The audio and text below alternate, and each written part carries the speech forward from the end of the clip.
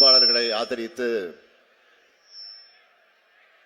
கரூரிலே நடைபெறக்கூடிய பிரச்சார பொதுக்கூட்டத்திற்கு தலைமையேற்று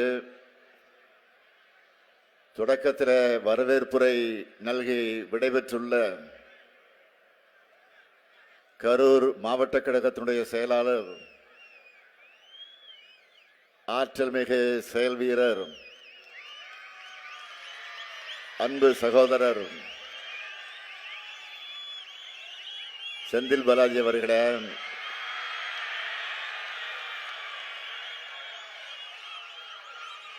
நாடாளுமன்ற உறுப்பினர்கள் அருமை சகோதரி செல்வி ஜோதிமணி அவர்களே, அருமை தம்பி அருண் அவர்களே, சட்டமன்ற உறுப்பினர்களே, வருகை தந்துள்ள தோழமை கட்சியினுடைய தலைவர்களே, தோழமை கட்சிகளை சார்ந்த மாவட்ட கழக செயலாளர்களே, மாவட்ட கழகத்தினுடைய பொறுப்பாளர்களே, தலைமை கழகத்தினுடைய நிர்வாகிகளே, கரூர் மாவட்ட கழக நிர்வாகிகளே, பத்திரிகை மற்றும் ஊடகத்துறை சார்ந்த நண்பர்களே, அன்பார்ந்த பெரியோர்களே, தாய்மார்களே, வணக்கத்திற்குரிய வாக்காளர் பெருமக்களே, என் உயிரோடு கலந்திருக்கக்கூடிய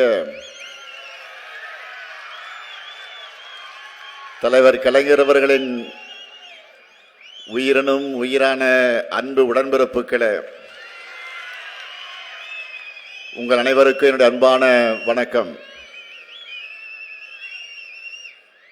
காலையில்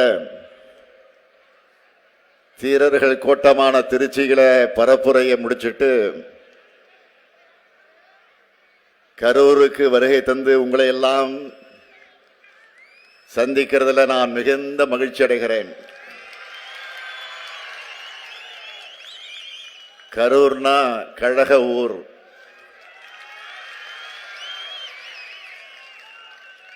செப்டம்பர் மாதம் நடந்த முப்பெரும் விழா, அந்த எழுச்சியை மீண்டும் இன்று நான் பார்க்கிறேன். ஏன் அதைவிட பன்மடங்கு கூடியிருக்கக்கூடிய அந்த எழுச்சியும் நான் காணுகிறேன்.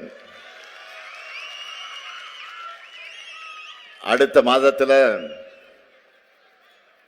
திராவிட மாடல் 2.0 வெற்றி விழாவிற்கு தயாரா? வெற்றி விழாவுக்கு தயாரா? கேட்கல சத்தமா? இதோ உங்கள மாதிரியே தயாரா? 4 வேட்பாளர்கள் நிற்கிறாங்க. முதல்ல அரவக்குறிச்சியினுடைய தொகுதி நமது வேட்பாளர் முஞ்சனூர் இளங்கோ அவர்கள். அரவக்குறிச்சியில் கடந்த 5 ஆண்டு காலமாக அவர் ஆற்றிய பணி மறக்க முடியாத ஒன்று. சென்ற முறை போன்ற பெருவாரியான வாக்கு வித்தியாசத்தில் வெற்றி பெறணும். அதற்கு அரவக்குறிச்சி மக்கள் உங்கள் வாக்குகளை உதயசூரியன் சின்னத்தில் நீங்கள் எல்லாம் வழங்கணும். அடுத்து கிருஷ்ணராயபுரம் தொகுதி நமது வெற்றி வேட்பாளர் தம்பி CK ராஜா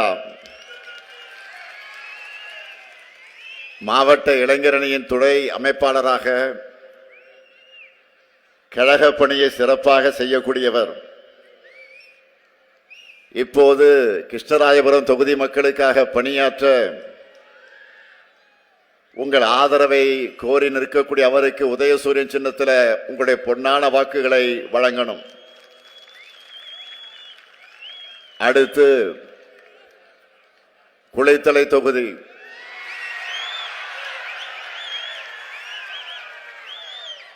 நமது வெற்றி வேட்பாளர் சூரியனூர் சந்திரன் அவர்கள் ஒன்றிய செயலாளராக தன்னுடைய பணியை சிறப்பாக செய்யக்கூடியவர்.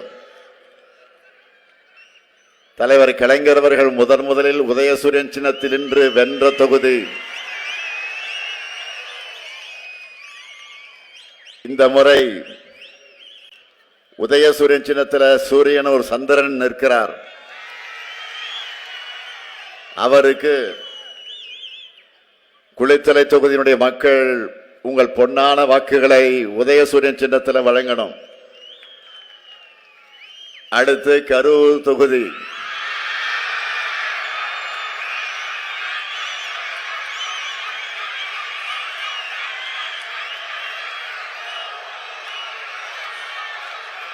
நம்ம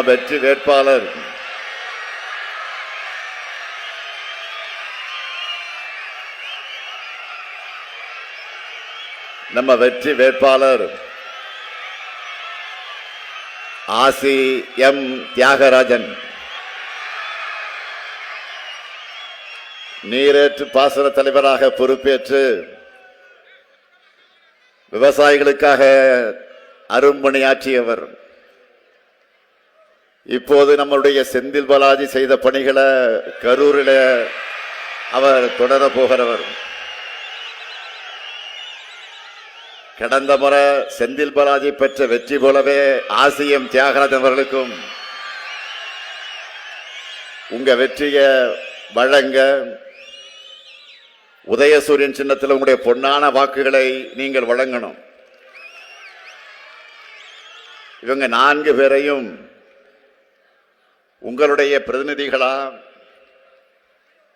உங்களுடைய உரிமை குரலா சட்டமன்றத்திற்கு அனுப்பி வைங்கன்னு கேட்கத்தான் உங்களால் உருவாக்கப்பட்ட இந்த முத்துவேல் கருணாநிதி ஸ்டாலின் வந்திருக்கிறேன்.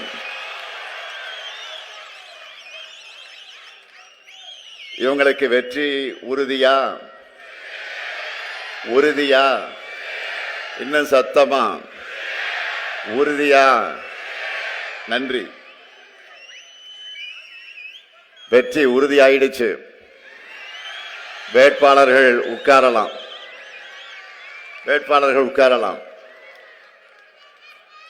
கரூரை பொறுத்த வரைக்கும் எனக்கு எந்த கவலையும் இல்லை.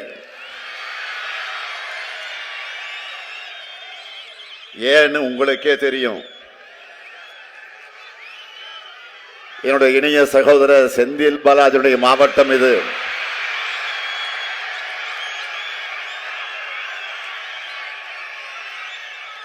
நிச்சயம் 100% வெற்றி உறுதி. கரூர்ல கழக கூட்டணியின் வெற்றியை அவர் எப்பவோ உறுதி செஞ்ச காரணத்தால் தான் கோவை மாவட்டத்தில் இருக்க சொல்லி பொறுப்பு கொடுத்திருக்கிறவருக்கு. நீங்க யாரும் கவலைப்படாதீங்க. அவர் புகுந்த வீடுதான் கோவை. அவர் பிறந்த கரூரை என்றும் மறக்க மாட்டார்.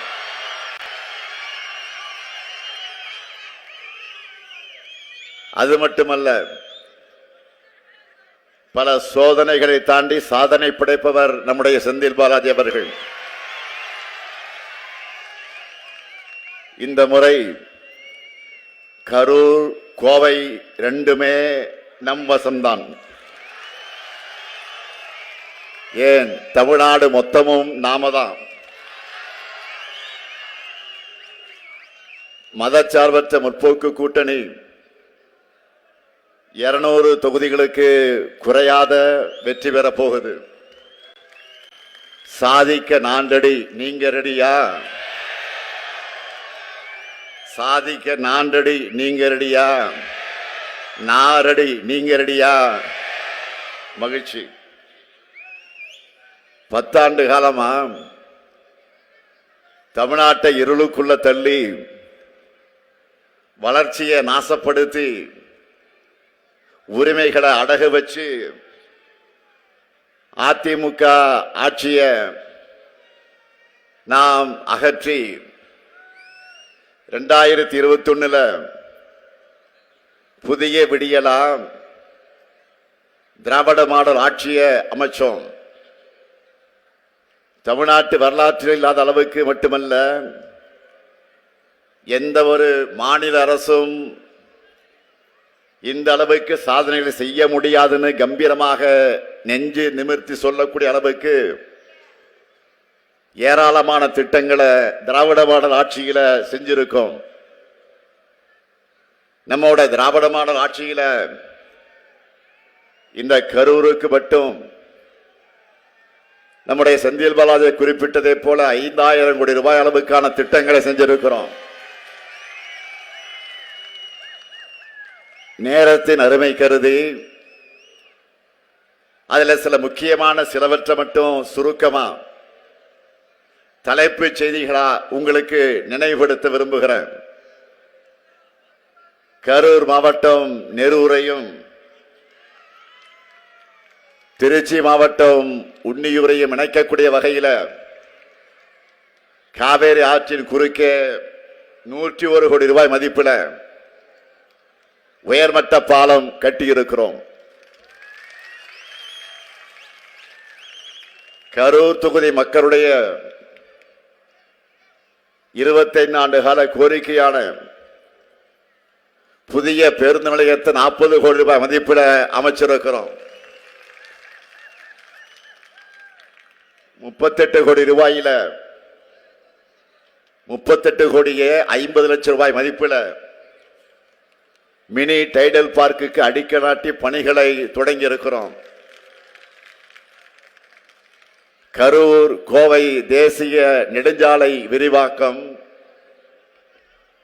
கரூர் திருவள்ளுவர் விளையாட்டு மைதானத்தில் மாவட்ட மைய நூலகத்திற்கு புதிய கட்டடம், அரவக்குறிச்சியில புதிய அரசு கலைக்கல்லூரி, புதிய வேளாண்மை கல்லூரி, குளித்தலையில புதிய அரசு மாவட்ட தலைமை மருத்துவமனை, அரசு தலைமை மருத்துவமனை, மருத்துவக் கல்லூரியிலே கூடுதல் கட்டடம், கரூர் ஈரோடு சாலை விரிவாக்கம், கிருஷ்ணராயபுரத்தில் முருங்கை பூங்கா அமைப்பதற்கான முதற்கட்ட பணிகள் தொடக்கம், கரூர் மாநகராட்சியில புதிய நீச்சல் குளம், கிருஷ்ணராயபுரத்தில் சிப்காட் அமைக்க அரசாணை வெளியிடப்பட்டு பணிகள் நடந்து கொண்டிருக்கிறது. இப்படி சொல்லிக்கிட்டே போகலாம். அது மட்டுமல்ல, இன்னும் நிறைய பணிகள் வரப்போகுது. கரூர் மாவட்டத்தில் திருக்கோவில்கள் நில சம்பந்தமா சட்ட பிரச்சனைகள் இருக்கு. இதற்காக நம்ம செந்தில் பாலாஜி அவர்கள் இந்த பகுதி மக்களோடு சேர்ந்து பல முயற்சிகளை எடுத்து வருகிறார். இதற்காக அமைக்கப்பட்டிருக்கக்கூடிய குழு வழங்க இருக்கக்கூடிய அறிக்கையை கொண்டு நிச்சயமாக முழு தீர்வு காணப்படும். திராவிட மாடல் ஆட்சியில நடந்து கொண்டிருக்கக்கூடிய உட்கட்டமைப்பு வளர்ச்சிகளை மக்களாக இருக்கக்கூடிய நீங்கள எல்லா இடத்திலையும் பார்க்கிறீங்க. இந்த வளர்ச்சியை சாத்தியப்படுத்தியிருக்கக்கூடிய தெம்போடுதான் தமிழ்நாட்டுக்கான எதிர்காலத்தை வடிவமைக்கிற தொலைநோக்கு பார்வையோடுதான் உங்க முன்னாடி உரிமையோடு நான் வாக்கு கேட்க வந்திருக்கிறேன்.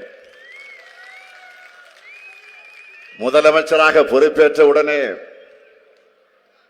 மகளிருக்கான கட்டணமில்லா விடியல் பயணத்துக்கு கையெழுத்திட்டவன் தான் உங்கள் முன்னால் நின்று கொண்டிருக்கக்கூடிய இந்த ஸ்டாலின். இங்க இருக்கக்கூடிய மகளிரை கேட்கிறேன், நீங்க எல்லாரும் இன்னைக்கு வரைக்கும் விடியல் பயணம் செஞ்சுக்கிட்டு இருக்கீங்களா? விடியல் பயணத்துல பயணம் போயிட்டு இருக்கீங்களா?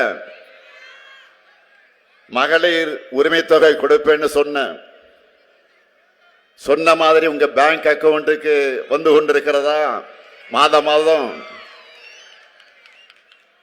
இதெல்லாம் சொன்னது இதை மட்டுமல்ல, சொல்லாததையும் செஞ்சவன் தான் இந்த ஸ்டாலின். நம்ம தமிழ்நாட்டு பிள்ளைங்கள்லாம் நம்மோட எதிர்காலம் மட்டுமல்ல, தமிழ்நாட்டுடைய எதிர்காலம், நாட்டோட எதிர்காலம். அதுக்காகத்தான் பள்ளி மாணவர்களுக்கு சூடான சுவையான உணவை கொடுப்பதற்காக காலை உணவு திட்டத்தை கொண்டு வந்தேன். நம்ம குழந்தைகள் இப்போ வயிறார சாப்பிட்டு நல்லா படிக்கிறாங்களா? சொல்லுங்கம்மா, நல்லா படிக்கிறாங்களா? நம்ம தமிழ்நாட்டு இளைஞர்கள் எந்த போட்டி தேர்வானாலும் டாப்ல வரணும், உயரத்துக்கு வரணும். எந்த இன்டர்வியூக்கு போனாலும் உடனே செலக்ட் ஆகணும்னு நினைச்சேன். அதுக்கான திட்டம் தான் நான் முதல்வன் திட்டம். இதனால இன்னைக்கு IAS IPS செலக்ட் ஆகிறவங்க எண்ணிக்கை அதிகமாக இருக்கு. அடுத்து கல்லூரி கனவுக்கு காசு தடையாக இருக்கக்கூடாதுன்னு நினைச்சேன். அதுக்காக கொண்டு வந்ததுதான் மாதம் 1000 ரூபாய் வழங்கக்கூடிய புதுமை பெண் திட்டமும் தமிழ் புதல்வன் திட்டமும். நம்ம ஊர்ல தை பிறந்தா வழி பிறக்கும்னு சொல்லுவாங்க. அதனாலதான் தமிழர் திருநாளாக இருக்கக்கூடிய பொங்கலுக்கு 3000 ரூபாய் கொடுத்தோம். இதுக்கெல்லாம் முத்தாய்ப்பாக ஒரு திட்டத்தை அதிரடியாக செஞ்சேன். அதிலே குறிப்பா அதிமுக பாஜக போட்ட சூழ்ச்சிகளை முறியடிக்க அதை செஞ்சேன். அதுதான் போன மாசம் மகளிர் உரிமை தொகையாகவும் கோடைக்கால சிறப்பு நிதியாகவும் உங்க அக்கவுண்ட்டுக்கு வந்த 5000 ரூபாய். 5000 வந்துச்சா? 10 ஆண்டு கால அதிமுக ஆட்சியில அரசு ஊழியர்களுக்கு வஞ்சனை செஞ்சாங்க. அவங்க சம்பளம் வாங்கறத கூட கிண்டல் செஞ்சு பழனிசாமியே பேசினாரு. ஆனா நான் முதலமைச்சரான உடனே முறையாக ஒரு குழு அமைச்சேன், ஒரு கமிட்டி அமைச்சேன். அரசு ஊழியர்கள் ஏறக்குறை 22 ஆண்டுகளாக கேட்டுக்கிட்டு இருக்கக்கூடிய கோரிக்கையை ஒரே கையெழுத்துல நிறைவேற்றியவன் தான் இந்த ஸ்டாலின். அன்றைக்கு அரசு ஊழியர்கள் என்னை கோட்டையில சந்திச்சு தன்னுடைய மகிழ்ச்சியை தெரிவித்த காட்சி தமிழ்நாட்டு வரலாற்றில் யாரும் பார்த்திராத காட்சி. இப்படி ஒரு பக்கம் சாதனைகள், இன்னொரு பக்கம் புதிய புதிய மக்கள திட்டங்கள். இதுதான் திராவிட மாடல். இந்த திராவிட மாடல் ஆட்சியில சாதி கலவரம் இல்ல, மத கலவரம் இல்ல, கும்பல் வன்முறை இல்ல, தொடர் வன்முறைகள் இல்ல. தமிழ்நாடு அமைதியாக இருக்கு, மக்கள் நிம்மதியாக இருக்காங்க. இதை பார்த்து அதிமுகவும் பாஜகவும் தான் டென்ஷனாக இருக்காங்க. ஏன்னா இந்த அமைதியை கெடுக்க அவங்க பரப்பக்கூடிய பொய் செய்திகள் எல்லாம் புஸ்வானமாக ஆயிடுச்சு. அவங்களுடைய சதி திட்டங்கள் எல்லாம் சந்தி சிரிச்சிடுச்சு. அவங்களுடைய அவதூறு பிரச்சாரங்கள் எல்லாம் தவிடுபடி ஆகிச்சு.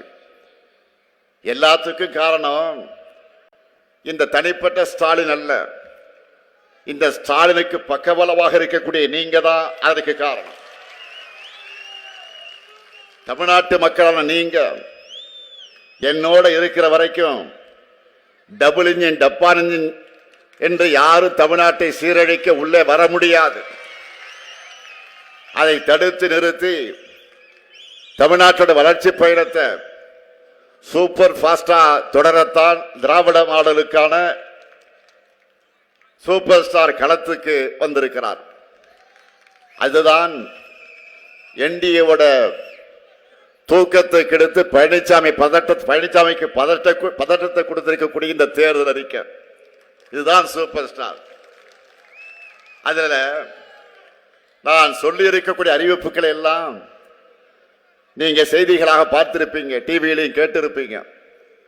ஹைலைட்டா பெரும் வரவேற்பை பெற்றிருக்கக்கூடிய சில முத்தான வாக்குறுதிகளை மட்டும் நான் சொல்ல போறேன்.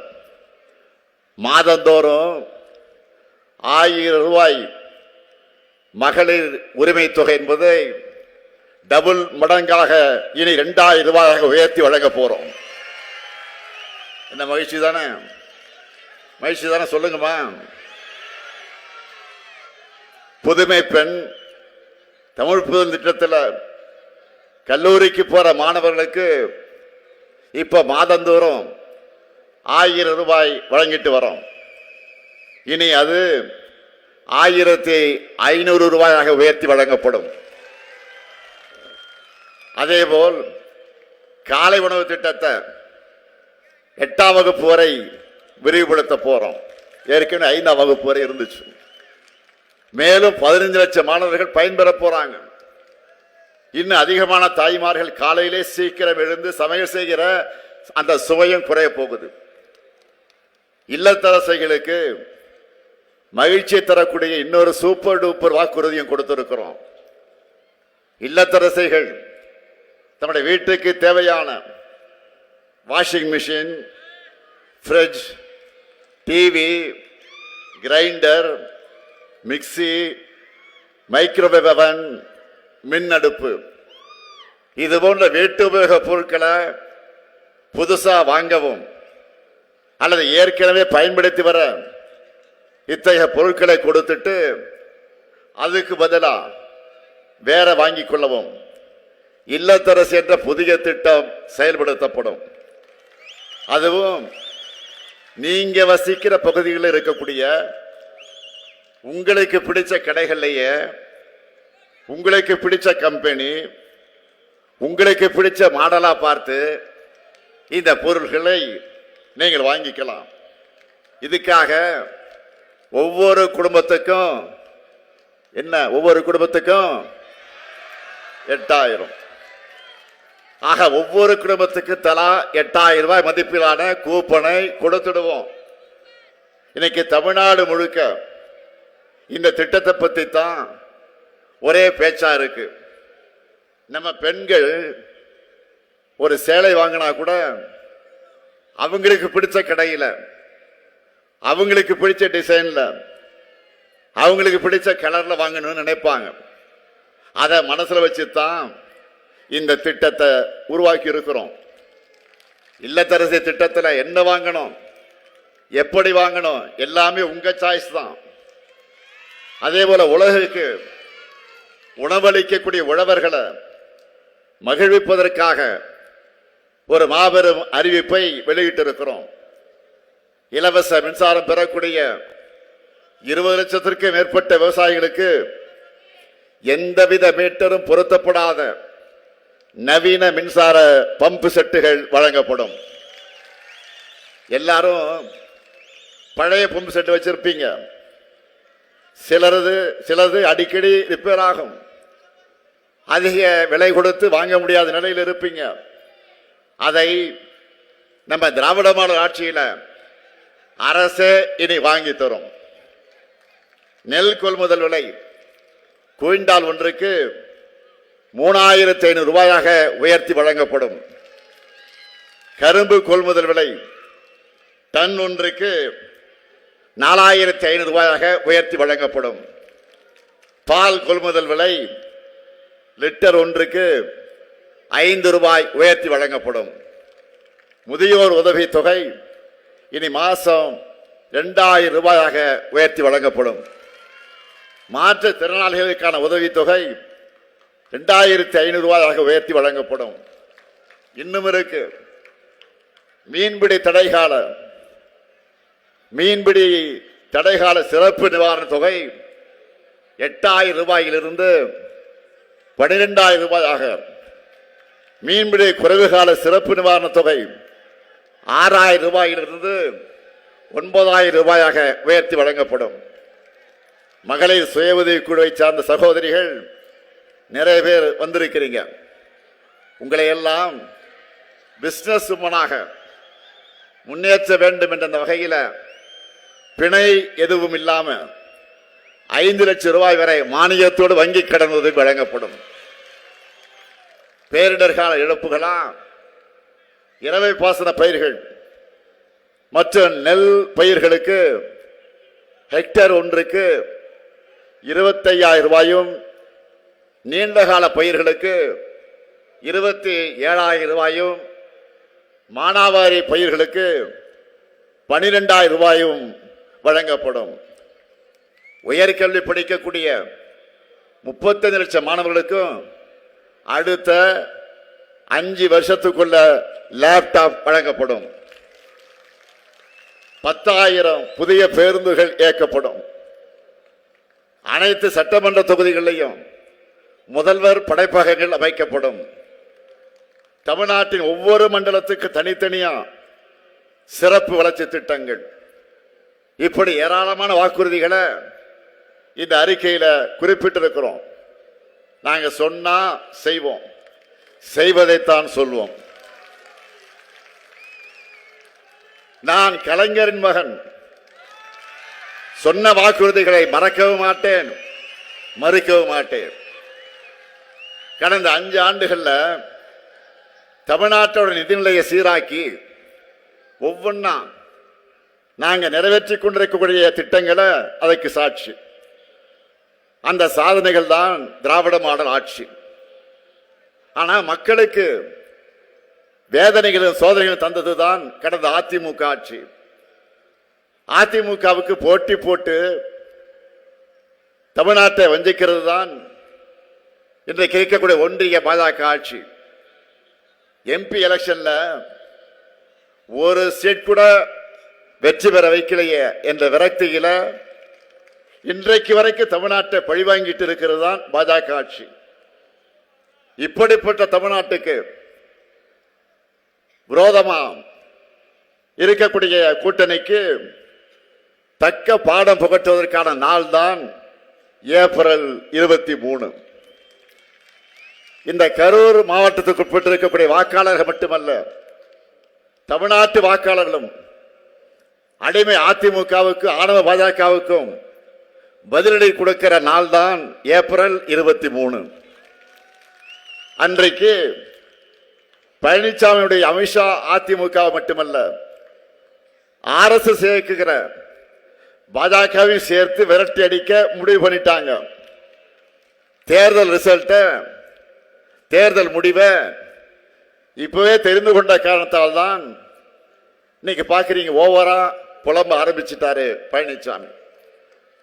அதுலயும் தன்னைத்தான பெரிய புலனாய்வு புலின்னு நினைச்சுக்கிட்டு காமெடி பண்ணிக்கிட்டு இருக்கிறாரு. இப்போ கலைஞரும் வாஜ்பாயும் இருக்கிற போட்டோவை காண்பிச்சு நீங்க கூட்டணி வைக்கிறியா அப்படின்னு கேட்கிறாரு.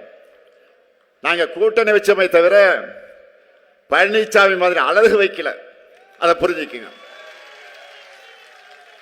நாங்க கூட்டணி வச்சப்போ திமுக தலைவர் கலைஞர் கிட்ட தான் இருந்துச்சு. நாங்க கூட்டணி வச்சப்போ திமுக கலைஞர் கிட்ட தான் இருந்துச்சு. ஆனா இப்ப அதிமுக அமித்ஷா கிட்ட இருக்கு. நாங்க குறைந்தபட்ச செயல் திட்டம் வகுத்து, மினிமம் ப்ரோக்ராம் வகுத்து, வாஜ்பாய் தலைமையிலான பாஜக அரசோட கடிவாளத்தை கலைஞர் கையில வச்சிருந்தார்.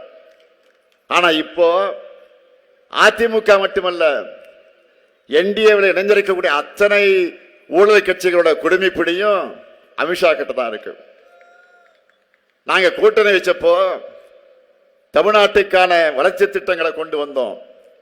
ஆனா பழனிசாமி கூட்டணி வச்சு நீட்டின இடத்தெல்லாம் கையெழுத்து போட்டு தமிழ்நாட்டு உரிமைகளை அடகு வச்சு தான் மிச்சம்.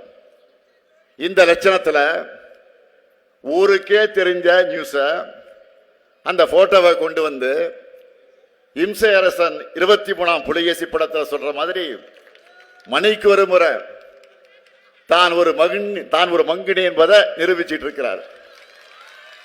அது மட்டுமல்ல, பெயர்களுக்காவது திராவிட கட்சியாக இருந்த அதிமுகவை மொத்த அழிவு பாதையில் அழைச்சிக்கிட்டு போற பழனிசாமி நம்மை பார்த்து இதுக்குதான் இந்த தேர்தல் தான் கடைசி தேர்தல் என்று சொல்லி இருக்கிறார்.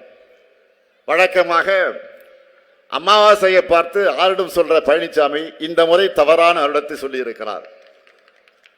சகோதரர் முன்னாள் முதலமைச்சர் ஓபிஎஸ் தொடங்கி அம்மையார் சசிகலா வரைக்கும் துரோகங்களை செஞ்சு முதுகலை குத்தின பழனிசாமி இன்றைக்கு அதிமுகவை கைப்பற்றி பாஜகவுக்கு வாடகைக்கு விட்டுட்டு ஏகத்தலமா பேசிக்கிட்டு இருக்கிறார்.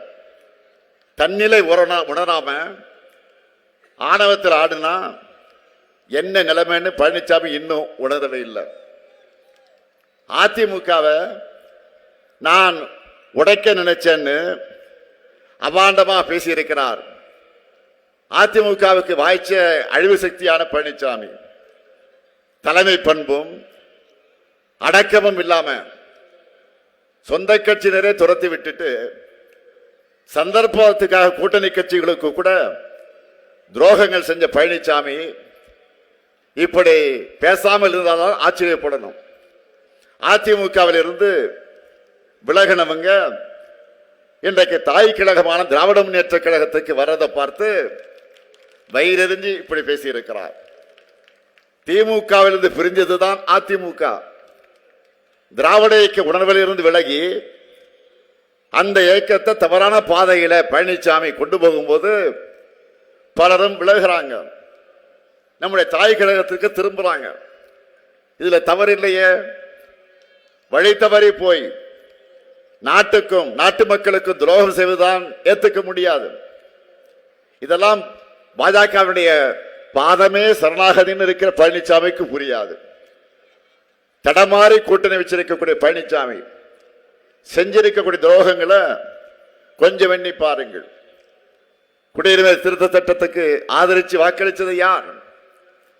இந்தியா முழுக்க அதுக்கு எதிராக இஸ்லாமிய பெருமக்கள் போராடினப்போ எந்த முஸ்லிம் பாதிக்கப்பட்டார்னு ஏகத்தலமா கேட்டது யார்? வெயில், மழை, குளிர் இதெல்லாம் பார்க்காம தலைநகர் டெல்லியில விவசாயிகள் மாசக்கணக்கில் போராடினப்போ 3 வேளாண் சட்டங்களை பற்றி எந்த அடிப்படை புரிதலும் இல்லாம அவங்களை எல்லாம் புரோக்கர்கள் கொச்சைப்படுத்தி வாய்க்கூசாம பேசுறது யாரு? துரோகம் செய்யணும், அதையும் டிசைனா செய்யணும்னு நினைக்கிற பழனிசாமி அவர்கள் ஒட்டுமொத்த தமிழ்நாட்டுக்கு மிகப்பெரிய துரோகம் செய்ய அமைத்திருப்பதுதான் டப்பா இன்ஜினுடைய என்டிஏ கூட்டணி. துரோகத்திற்கு துரோகமே துணை என்பது போல அமைந்திருப்பதுதான் என்டிஏ கூட்டணி.